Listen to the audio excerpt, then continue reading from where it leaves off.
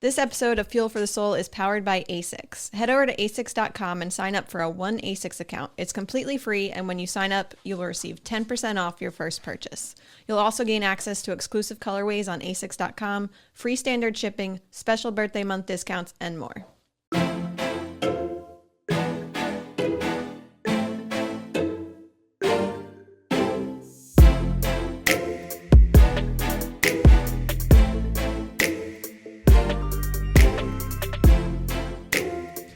Hi, this is Thomas with Believe in the Run. This is Megan with Believe in the Run. And this is Megan with Featherstone Nutrition. AKA Feathers. We're still saying her name. I don't get it, but It's okay. And you're listening to Fuel for the Soul, the podcast where we chat all things hydration and nutrition and how it affects performance. in 2025. Yeah, this is our first episode of 2025. Pretty exciting. Happy New Year. Popping bottles. Yeah. We're recording this on January 2nd. Already back in the office at it. Kind of. Mentally still somewhere else maybe. My brain is not here. I don't know if that has anything to do with nutrition or anything, but yeah.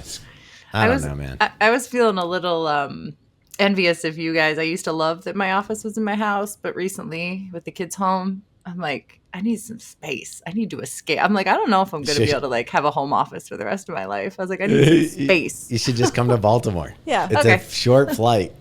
It really is. It's very easy, Southwest. I know. Easy commute, back and forth in a day. No big deal. Okay, so as we mentioned in our last podcast or one of the previous episodes, Runway is sponsoring all of our episodes in 2025, including this very first one. Boom. Right? We're so excited that they're a newer sports nutrition company. They've got new products on the horizon, new ones that are popping in and out. So we'll continue to highlight different products, let you guys know what we think of them, our favorite flavors. And Have you tried the new pre-run mix? I haven't yet. Have you? I've only tried one flavor. Lemonade with something. I forget what the other thing is. But you know why it's in the bag like it's in? Do you know why it's got that shiny bag? Pink lemonade. No. They said so that it reminds you of the finishing blankets. Oh. Okay. I don't know if they came up with that after they got the bags.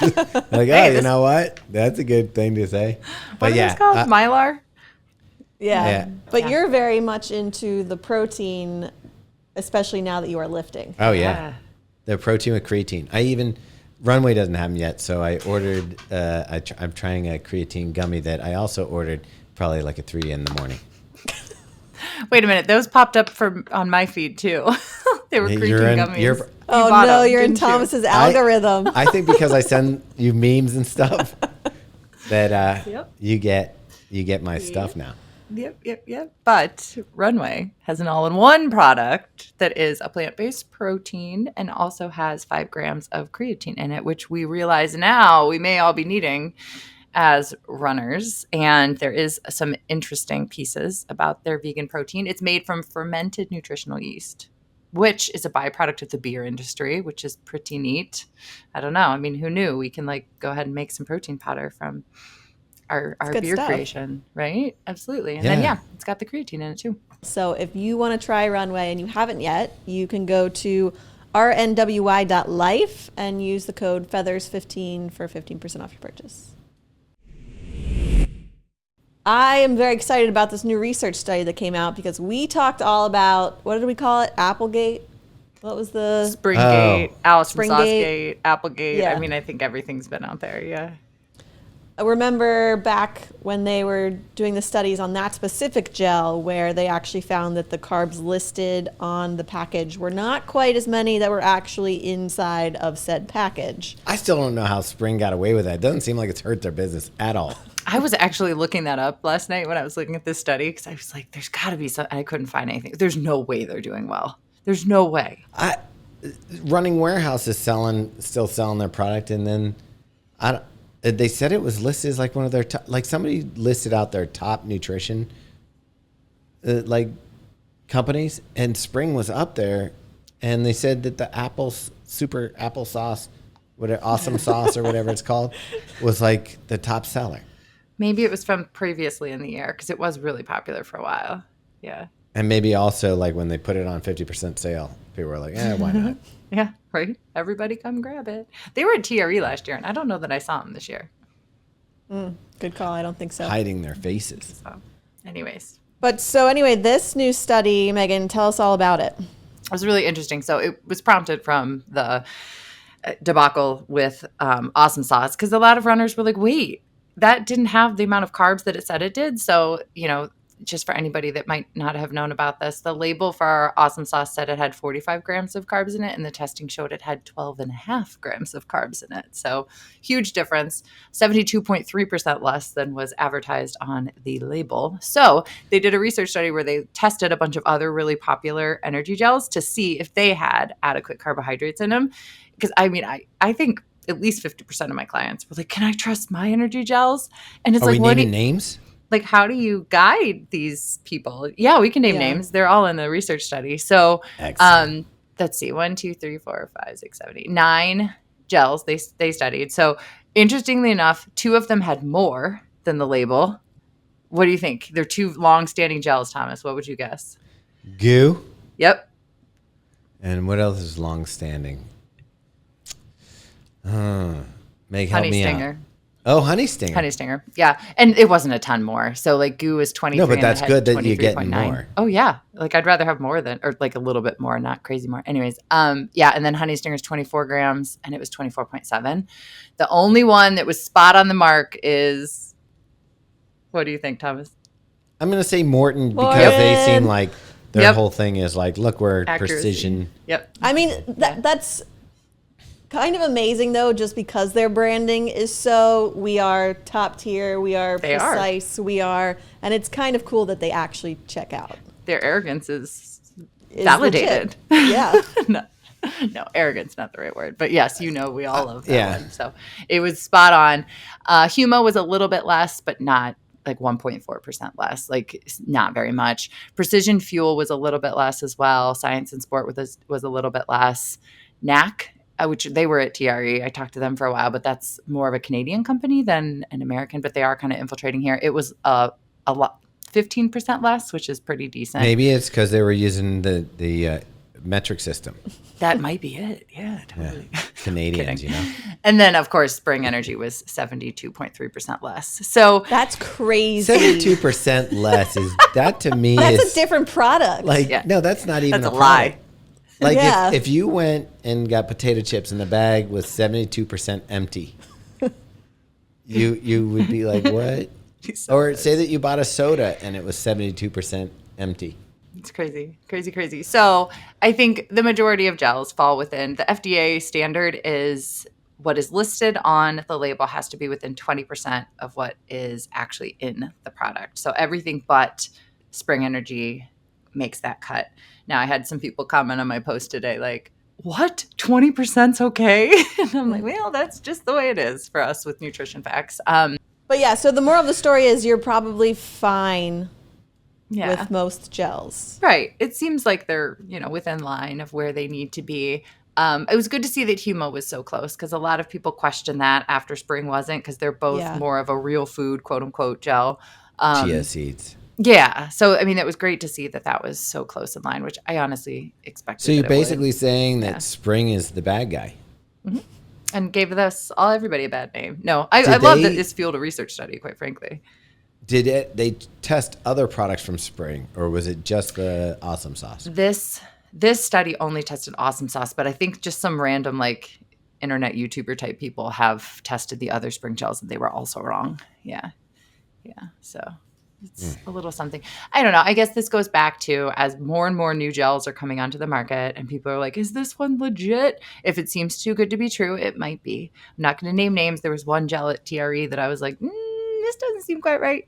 So like if something's math's not mathing or the amount that's in the product doesn't seem like it could possibly have that many more calories than a comparable product, like, and it's a newer company, like be conscious of that, guys. And then also this is a great reason why we get carbs from other places too, right? So I get carbs from scratch along with my Morton. A lot of people alternate different types of gels, like, and notice how you feel too. I have a lot of people that used solid Awesome Sauce and they were like, I felt hungry after 10 minutes, or I never had the energy I thought I should. Like if you truly feel that way, now we have the research to show maybe it didn't get what you needed. So listen to your body. I kind of wish they tested untapped because that's like a honey stinger, but I like maple syrup better than honey. Yeah. Well, that's just, I mean, It should be. like maple syrup, so it's kind of hard to mess that up. would I If you think. measure wrong, It's in a package. it's maple syrup, and then I think they add electrolytes. Yeah, but so that's not going to change the carb count. Right. Unless they watered it down. If there was water in there, then you Yeah, would 'cause not. you're trying to But I don't save know money. if they do. I don't Trying even to know if save there's that. water added. Maple syrup money. Yeah. Maple syrup money. Okay. That stuff's expensive. You got to wait till the tree It gives really it is to you. expensive. Yeah.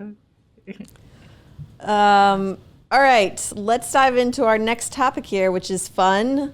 The nutrition trends we don't need to bring into 2025 with us. I can't out. ketone think of anything. That one's not even on the list. Oh, okay.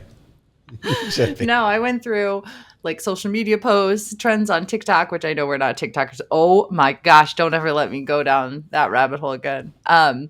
And just things that I hear a lot from clients. So I literally got messages from people today and I was adding them in here because I was like, ooh, those are good ones. So yeah, some things that we don't need to bring into 2025.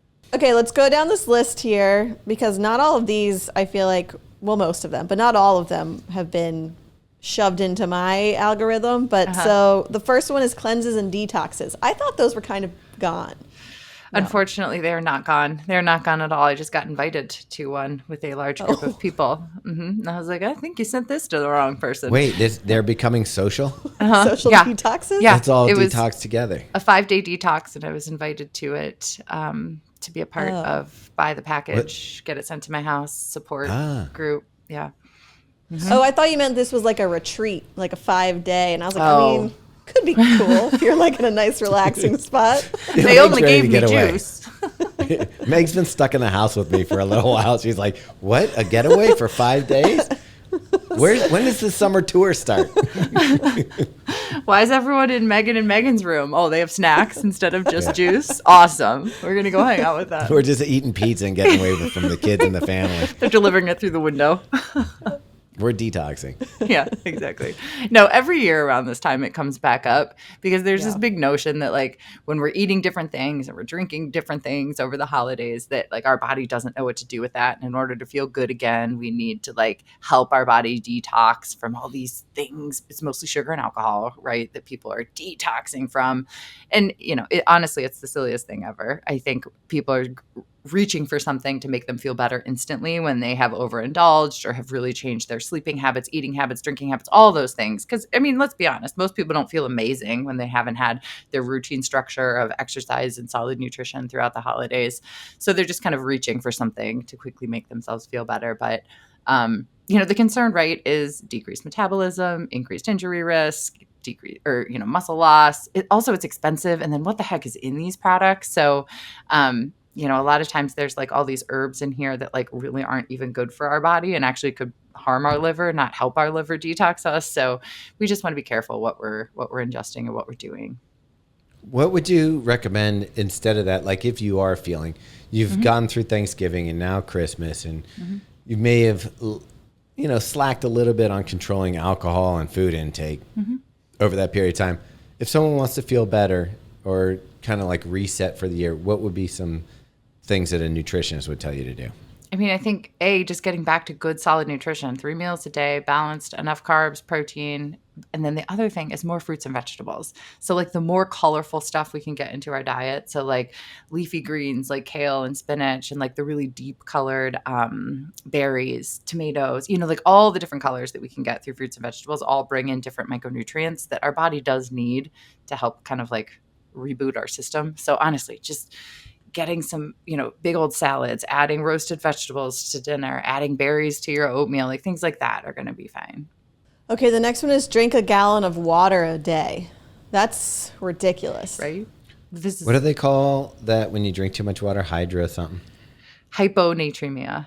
Yeah. Yeah, that's it. Right. Hyponatremia. Which is, so, you know, we can all balk at this if we want. I literally had somebody inbox me this just like an hour ago and I was like, well, this feels necessary as much as we talk about hydration on here. So a gallon of water has 128 ounces. So typically we say people need to like drink half of their body weight in ounces. So like 150 pounds, you need to drink 75 ounces of water. What skews that is if we have a little bit of excess body weight, that's going to skew it too high, right? So if somebody's 250 pounds and they really know they should be like 180, right? We use 180, not 250. But as you can see, most of us don't need 128 ounces of water a day. Obviously, we need to recoup anything we lose from sweat. So some days, if we're training really hard in the sweat and or in the heat and we're super sweaty, like maybe we need more. But most of us don't need 128 ounces of water in the winter. So the concern, as Thomas was saying, is it dilutes the sodium in our blood and it increases our risk of hyponatremia, which can be really, really dangerous and does happen in people that do these types of challenges. So don't drink too much water, guys. I read that as like this is someone who's basically trying to do a detox with water, but this is more of like a challenge. I've seen it as a challenge and also like a health and wellness recommendation. Yeah. Okay. Yeah. I had a client that was doing it that got hyponatremic. Her hands swelled. Oh, she felt geez. dizzy. She felt terrible. She was a former client and she like emailed me and she's like, Megan, this is what's going on. And I was like, what has changed? Like, go to your doctor, get some blood work done. What has changed? Well, I've been drinking a lot of water. And I was like, how much? And she told me, and it was about this much. I think it was a gallon. And I was like, could you not? And sure enough, her blood work came back and her sodium was super low. And her doctor was like, stop drinking so much water. Wow. Yeah. Well, you hear beauty tips. Like if you taught, like I remember Jennifer Aniston one time said, they're like, what's your secret? And she was like, I drink a lot of water. And I think people are like, okay. And then you see people walking around with jugs and these Stanley cups, and they're just drinking water all day. I love the gallon jugs at the gym. Like, Yeah. now that I'm back at the gym, I'm like, oh, stop.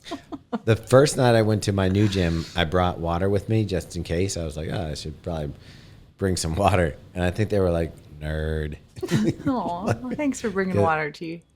Yeah, I stopped after that. Peer pressure. Look at this man. And I was also, it was There's funny. like 5 people in his gym. I don't even know. I who's was going to peer buy pressured like by. weightlifting gloves because like, you know, I don't like touching stuff other people touch. Fair.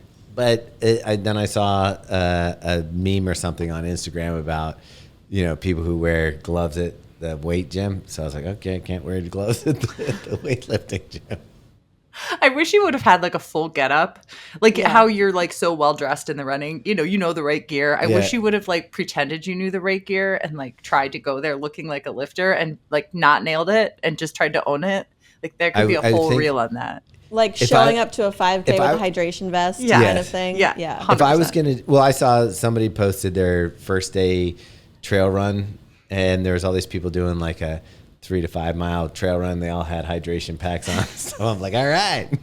Just like but I think if I was going to do the gym thing, I would dress like Rocky. So I would get like a sweatshirt, tuck it into gray sweatpants, put socks over the sweatpants, and then like wear Chuck Taylors and wear like a head sweatband and stuff. Be like, I'm ready here. Pump That's you what up. Sloan dressed up as this morning. She had her gray Paris sweatshirt on with a pair of like the big trendy gray sweatpants, not like the cute ones.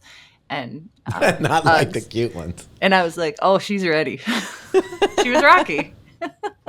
So good. I love it. Okay, the next one on here is one that I've tried, Whole30 to start the year. I did thought this. this was gone. I thought this So was did over, I. I but haven't people are seen it in a still while. doing this. Yeah. I know. I see a We've lot of talked people about it doing on dry here. January. That might be a good one to add to the list. Yeah.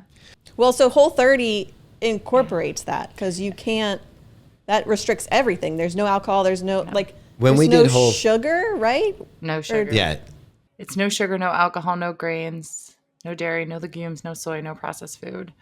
So for me, it's like, this has got to be very expensive and very time consuming in a very busy January.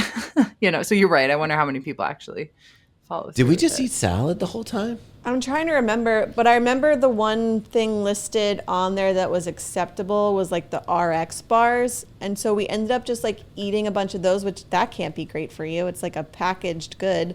And I expected to feel so good because it's like, oh, you're removing the sugars and the alcohol. And like, that's probably the worst I've ever felt in my life. It's testament Like right there. consistently.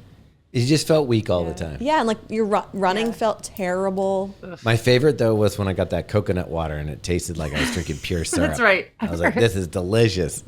Wait, can we rewind to RX bars being okay if processed food isn't? How much did the RX company pay the whole 30 company to be added to their list? Like, that's crazy. Yeah. That's a good point. I didn't even think about that, but yeah, it was like one of the only bars that was okay. Yeah. I'm guessing I don't even remember. Like, that's how bad it is. I don't remember that Good. Well, month. this was probably over 5 years now. So. Put it out of your Really? mind. Yeah. But so if someone's looking at this, what would you tell them? Like, what you guys just said is it's not enough carbs for runners. So it may not even be enough energy for runners. And if it is, it's coming from fat, which then means you're not getting the carbs you need, especially if you're trying to do like higher intensity stuff or longer runs. They claim that it helps with inflammation, digestion, mood, cravings, and quote unquote other symptoms. I don't know what those are.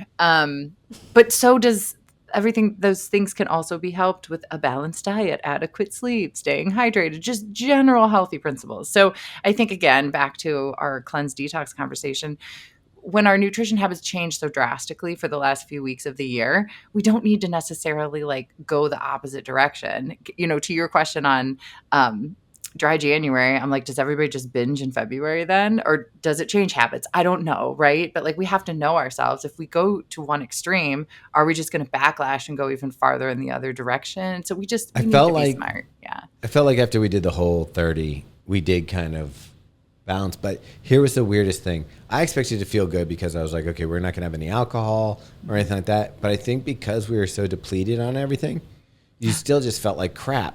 So it wasn't like we got this benefit. Like if I stopped drinking for a week, I notice it in my runs and I notice it in my sleep. It's better. I can't argue that it's not better than not. But when we finished, like I was like, I don't feel great. I don't think we lost a ton of weight either. None. Yeah. Like zero. Absolutely none. Yeah, maybe zero. Yeah. That would. So it like to me the benefits of doing the detox was like. It was mentally uncomfortable, just like having to figure out your meals and everything all day. It just was a ton of work. I didn't physically feel better when I woke up in the morning. It wasn't like I was like, oh, look, this is fantastic. Mm-hmm. And then you're right. When we got done with the month, we were just like, that was a wasted time. Give me January back. Yeah. The next is taking GLP-1, Ozempic, etc. for vanity weight loss. This is crazy. You guys, I don't getting out see of this control. going anywhere. I don't see it going anywhere. There's even more people like now. Who's the comedian that we were watching? The guy that. Oh yeah, I forgot his name. He's the one he's kind of blonde and has a beard, and he's like always talks about his family and eating. And, yeah.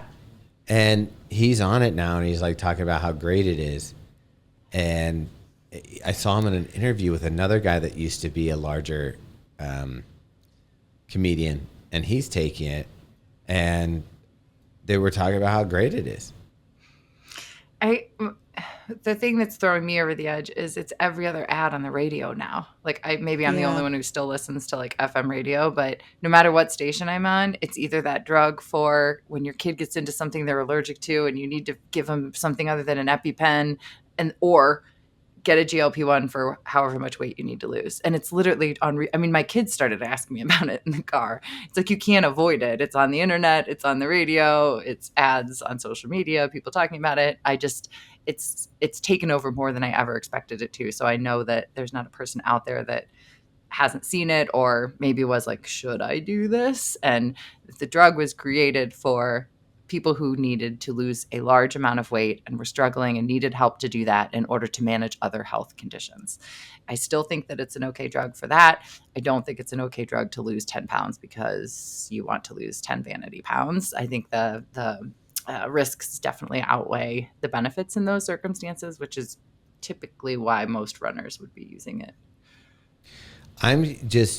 It's curious to me, like you see the circle of our diets leading to obesity, then we get sold a drug to take care of the obesity.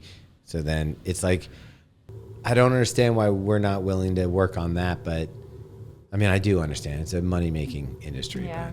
But Yeah. I mean, there's pieces of our environment that definitely need to change. But I think, and like I said, I think from a medical standpoint, this is a different conversation than just from anyone can get their hands on this drug now. And I know how many people are curious about this in our space that don't absolutely need to be taking it. And I just want to tell people, stay strong. Don't waste your money. Don't lose all your muscle mass. We don't know enough about these drugs for people and vanity weight loss to see long-term what this is doing, to our bone health, to our muscle health, all those types of things. I could, like, if I didn't find running, I would probably, I go out and run and work out, or just shoot myself in the belly with one of these inhibitors. I think it would be really hard not to choose that, because you don't necessarily, before I ran, I also didn't think about the mental benefits of exercise and that kind of stuff. I think that if I do think there's a whole side to it, and obviously this is not our audience, but to people who it's beneficial for, and like you said, there are people that this drug is designed for. Unfortunately, now it's just being abused by the general public who doesn't need it, and that's where I think, Megan, you're suggesting just don't even think about it. That's my concern. It's Right. so it used to be I'm saying, if I didn't run, I would be doing it. Well, it used to be okay, people are trying to get their hands on this that don't need it, but it's really hard. So I was kind of okay, all right, there's some safety barriers here, and now there's no safety barriers. Anybody who wants it can get their hands on it, which scares me a lot. Clearly Okay, the next thing on here, skipping meals or cheat meals. I hear that, I think, a lot, all the time. Yeah. This is a cheat meal, or I don't call it a cheat meal, but I'll just... You're thinking it. Well, I'll just be last night there was some extra chocolate left over. I feel out of the three of us, Thomas is the diet culture one. He's the one who can bring 100. that into our conversation. It always makes me laugh. And this could be intentional or unintentional, right? I think sometimes we normalize, I'm so busy, I don't have time to sit down and eat a meal after we run in the morning. And I work with people that don't eat till 1:00, and maybe they're not doing it intentionally, but it has some serious consequences for our running and our health and overtraining and all that kind of stuff. So that's one side of it. But then the other one is eating a certain way during the week and cheating on the weekends. Just eat what you want when you want it. Be careful about moderation and just make sure that it all fits, because when we get stuck in that cycle of these foods are good, these are bad, I can only have these on weekends, it ends up building just a very negative, mental state around nutrition. And then foods are off limits or they're not. And then you end up eating way too more because I can eat this on the weekends, but I can't have it come Monday, So I think it's just important that we take our training seriously and fuel our body well always. And if that includes adding some pizza on a Wednesday instead of a Sunday, let's do it. Yeah, a 24-pack of beer on a Wednesday. That's okay. Good thing we don't record on Thursdays normally. Oh, yeah, that's true. Today is Thursday. Okay, quote, clean eating. This one kills me. Yeah. Yeah, I've seen that trend of... I don't even know what that is. Yeah. Well, I think everyone has a different definition of what exactly that means. Yeah. I hear people just say it it's saying oh, that's a bird outside. Oh yeah, clean eating. It's a thing. There's not even a question whether this is a thing or not, which is kind of frightening. But typically most people say that it's not processed foods would be clean eating. But what isn't processed these days? Things that we consider very good for us, like cottage cheese or Greek yogurt or brown rice or whole grain bread or whole grain tortillas, all that's processed. So it's who's drawing that line in the sand of what's processed, what's not processed, what's clean, what's dirty. A carrot could be pretty darn dirty, but it's apparently a clean eating food. So I think. Wait, how's a carrot get dirty? It grows in the ground. Yeah, you wash it off though. You don't need it. You don't need it right from the dirt. You've never gotten carrots out of a bag the actual carrots that are filthy and you have to wash them. Yeah. He's no, Meg well, does I also that. peel them.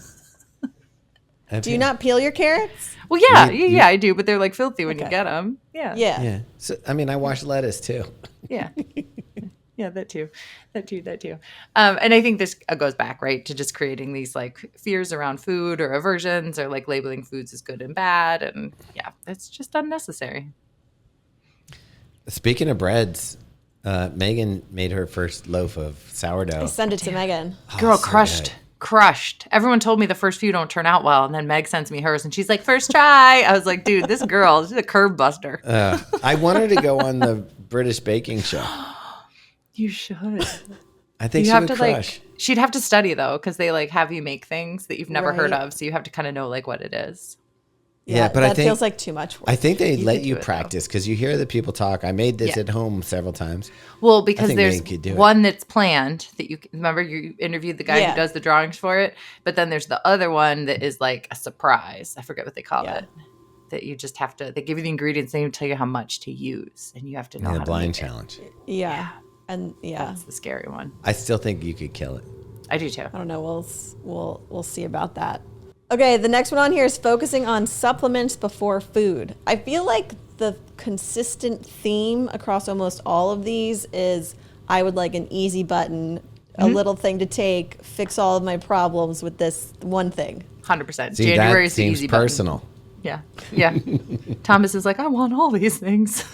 Well, let's talk about this because I would say that, a protein powder that, even when we're promoting the runway stuff, that's for me, that's an easy button. I get done with a workout.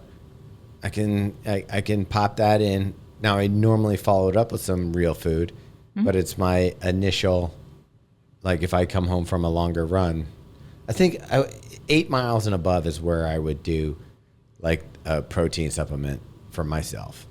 In addition to And- food. Yeah. Yeah. Well, I think, when I was thinking this through, I was thinking less about like protein supplements and more about like vitamins and minerals and like throwing 8,000. Like I have people when I work with them, they'll take a picture of like 20 different supplements they take and be like, here, should I take these? And it's like, how did we get to 20? Like where did we think we needed this, right? So I think a lot of people hear like, oh, ashwagandha is great for me, or oh, vitamin D is awesome, or oh, omega-3, which some people need those things, right? But we don't Should just all say, need "Oh, all of them. omega-3." So it's like what I focus on, like, let's take a look at our nutrition. What's missing? So for you, Thomas, protein some days is missing. So let's add in a protein supplement. Okay. For me, what's missing? Adequate vitamin D. Let's add a vitamin D supplement in, so I think it's important to evaluate what we're getting through nutrition and what we can get through nutrition or we're willing to get through nutrition, then supplement with the things that we aren't getting through our nutrition versus just hearing in the media, this supplement's good for us. This supplement's good for us. Because I think I see very frequently that people just hear they should be taking XYZ supplements. And so they just buy them all and take them all, right? I mean, supplement industry is massive. So I think we need to think twice. Like, do we actually need that? Or are we getting it through food? Or could we be getting it through food? So it's not like you're saying not to supplement. It's that let's see what we can do with food first, and then, as the word suggests, supplement with what you need. Hey, that's Weird cool. that it's You called just figured that. that out. Very aptly named. Okay, fasted running or fasting in general. That's like, I think about it and it makes me angry because I think about being hungry for a long period of time. And I'm like, that's the worst version of anyone, is the hungry version. No, I mean, I really thought maybe this fasting stuff would die out, but I don't think it's going to. I think it's still going to be something that we're hearing about and people are suggesting. And, specific to runners, we have enough research now to know that fasted running is not what's beneficial for us. That if we're going into runs well-fueled, adequate carbohydrates, we're going to be able to perform faster, better, gain more fitness, decrease injury risk, not tank out our hormones. It's just what we need to do is make sure that we're fueling our body better. And as Megan said, who wants to be hungry? No one likes that version of themselves. No one wants to run with you if you're hungry and hangry. So I don't think I'd want to live with someone who is fasting. Sounds terrible. Like, can you imagine the Constant on edge? Yeah. Like everything is be upsetting. Why are you breathing? Yeah, that.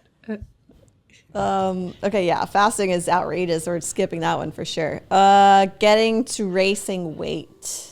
I'm hearing this less and less, which makes me very, very happy. This used to be a huge thing, I would say like 5 years ago, and I don't hear it as much anymore.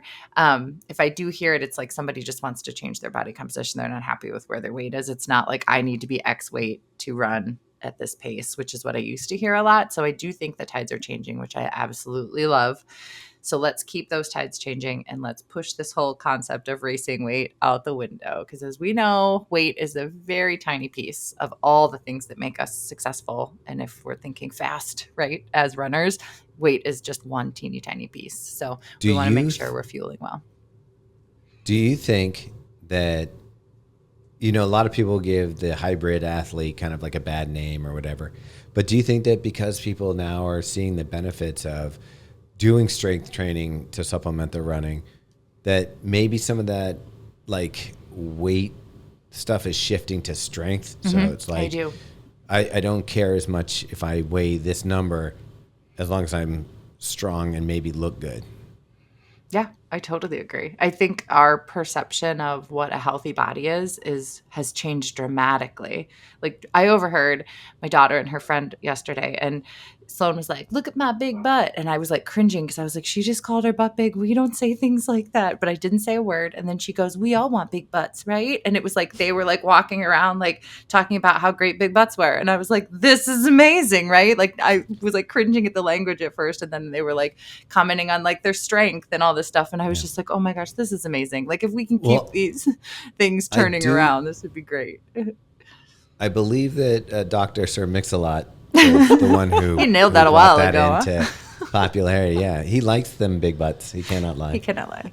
I do remember, I think it was probably only 3 or 4 years ago that I read the book Racing Weight by Matt Fitzgerald.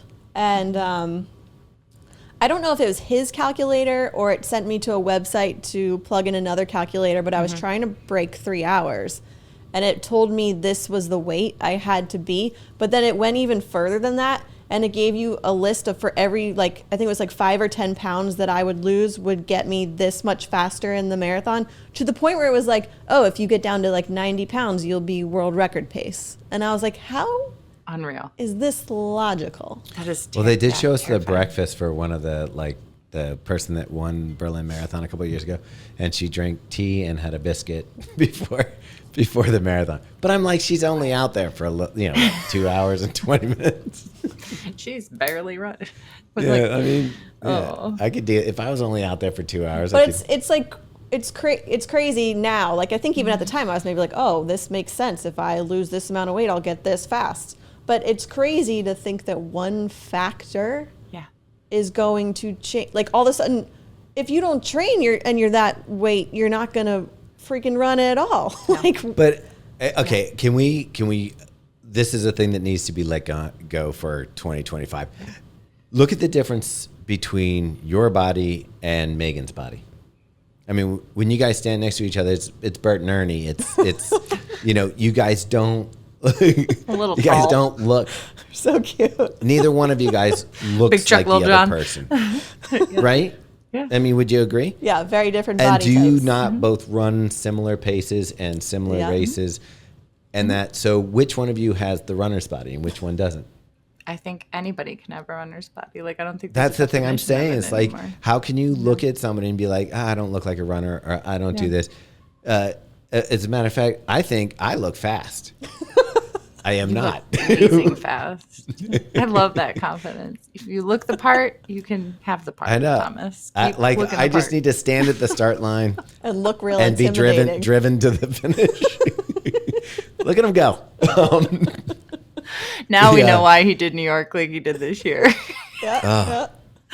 But like, think about the people that we know that are who I would consider above average in performance in running. And I think both of you ladies are completely above average, like well above average. I mean, the statistics prove it.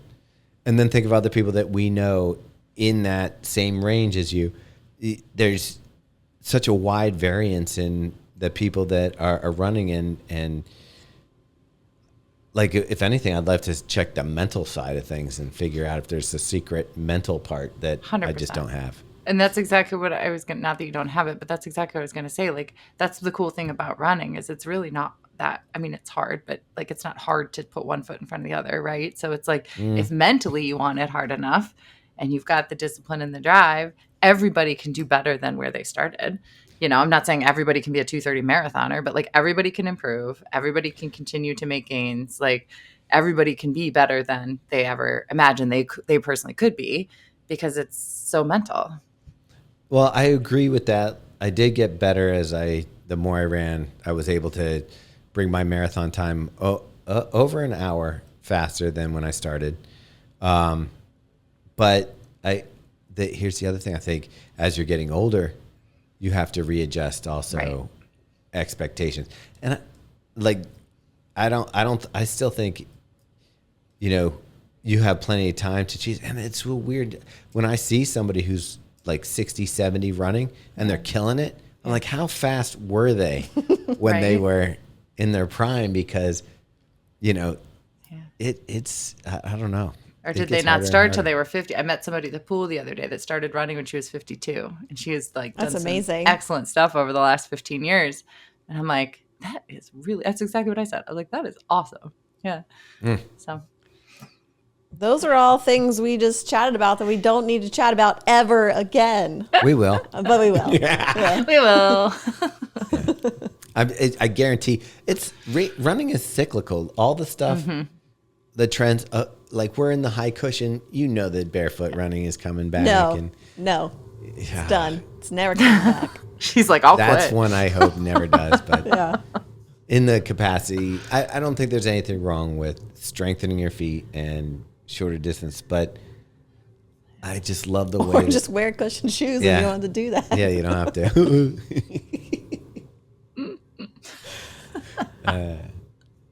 All right, Megan, leave us with a tip of wisdom for heading into 2025. What should we be doing in 2025? I mean, I think we should. This is why like nutrition's not a sexy topic, right? Like I think we need to identify what are our goals. What nutrition habits do we need to pay attention to support those goals, right? Like it's that simple. So if our goal is to run faster and try to PR, BQ, break 4, break 5, break 3, whatever it is, the goal wouldn't be let's underfuel our bodies, let's intermittent fast, let's go on Whole30, right? It's going to be like, hey, let's take a look at what does my nutrition look like now. Actually, I need to start eating before my runs. I need enough protein to recover post-run.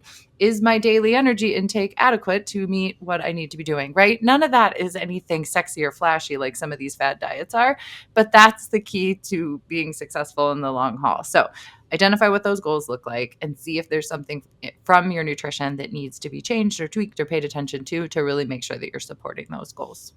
It sounds good to me. Is it time? It's time. Peas and carrots. Have a great 2025. Bye.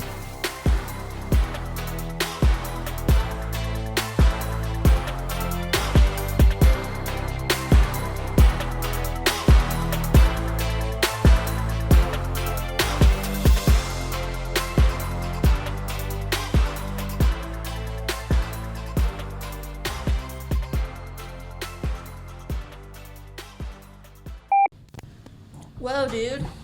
Ooh, he's thirsty. I guess we're not. Oh.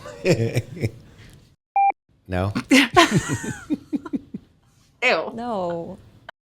There's the FDA makes room for a little bit of Okay. No, absolutely not.